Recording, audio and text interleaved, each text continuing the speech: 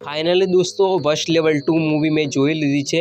तो આજના વિડીયોમાં વશ લેવલ 2 નું મૂવી રિવ્યૂ કરવાનો છું। તો વિડીયો પૂરો જોજો, સાથે સાથે ચેનલ પર પહેલી વાર તો મિત્રો ચેનલને સબસ્ક્રાઇબ કરી દેજો અને વશ 2 જોતા પહેલા તમારે વશનો પહેલો ભાગ જોવો પડશે। જ્યાં दोस्तों કારણ કે ફિલ્મની કહાની જોઈન્ટ છે, તો આ મૂવીમાં તમને 12 વર્ષ પછીની કહાની જોવા મળે છે। પહેલા પાર્ટમાં આપણે જોયું હતું કે આર્યાને વશમાં કરી દેવામાં આવે છે, પણ આર્યા વશીકરણમાં જ રહે છે। આ મૂવીઝમાં તમે જોશો કે આર્યાનું વશીકરણ 12 વર્ષથી જે સતત હસી રહી છે। અને અહીંયા બીજો કોઈ કેરેક્ટર આવે છે, રાજનાથ। જી હા દોસ્તો, રાજનાથ આવે છે જે પ્રતાપને શોધતો આવે છે અને એને જે કેન્ટીનમાં જે સ્કૂલ હોય છે, ઝેન સ્કૂલ છે, ઝેન હાઈ સેકન્ડરી સ્કૂલ, એમાં જે 150થી વધારે છોકરીઓને જમવામાં કંઈ મિલાવી દે છે ને એ બધી જ છોકરીઓને તે વશમાં કરી દે છે। પછી જે સ્કૂલના છત પરથી 10 છોકરીઓને કહે છે કે તે વારા પરથી કૂદકો મારી દે, આત્મહત્યા કરી લે છે। એટલે કે 150થી વધારે છોકરીઓ હોય છે, જે બાળકીઓ હોય છે, એમને વશમાં કરી લે છે અને પછી જે હુલ્લડો છોકરીઓ મચાવે છે, તમે ભાઈ સાહેબ રૂવાડા તમારા ઊભા થઈ જશે આ મૂવીઝ જોતા।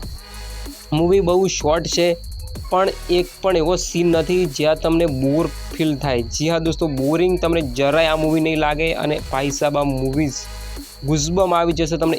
એક સીન બહુ કમાલનો છે। કૃષ્ણદેવ યાજ્ઞિકે મૂવીઝનું ડાયરેક્શન કર્યું છે, ખૂબ સારું મૂવીનું ડાયરેક્શન છે, કેમેરા વર્ક પણ સારું છે।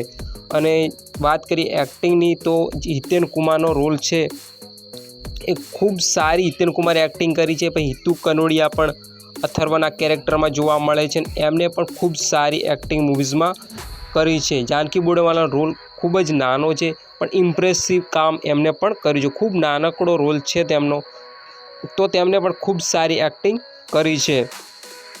છેલ્લે ક્લાઇમેક્સમાં તમે દોસ્તો ઇમોશનલ થઈ જવાના છો।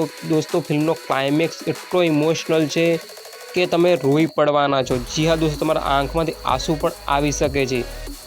બહુ ઇમોશનલ મૂવીઝ છે અને આ મૂવીઝ ખૂબ સારી મને મૂવી લાગી છે।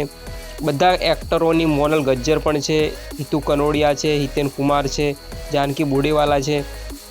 જે રાજનાથ જે બાળકીનો વશમાં કરી દે છે, પછી કઈ રીતે વશમાંથી છૂટે છે એ પણ હું તમને જણાવું કે આપણે ફર્સ્ટ મૂવીમાં જોયું હતું, વશ પાર્ટ 1માં જોયું હતું કે અહીંયા અથર્વ જે છે 10 રૂપિયાની ચાય પીવી લે છે પ્રતાપના હાથે। તો એ 10 રૂપિયાનું એમના જોડે ઋણ હોય છે, જે જો એમને આપશે અથર્વ તો એ વશીકરણ તૂટી જશે। આમાં તમને ક્લાઇમેક્સમાં જોવા મળે છે કે 10 રૂપિયા તે પ્રતાપના હાથમાં આપે છે અને પછી તેનું વશીકરણ તૂટી જાય છે અને પછી છેલ્લે હેપી એન્ડિંગ થાય છે મૂવીઝમાં। પણ મૂવીનું ડિરેક્શન એટલું સરસ મજાનું છે, મૂવીની સ્ટોરી એટલી સારી છે, મૂવીઝ તમને મજા આવશે જોવાની। ખૂબ સરસ મૂવી બનાવી છે, પૈસા વસૂલ મૂવી છે દોસ્તો। દરેક એક્ટરની પરફોર્મન્સ પણ ખૂબ સારી છે।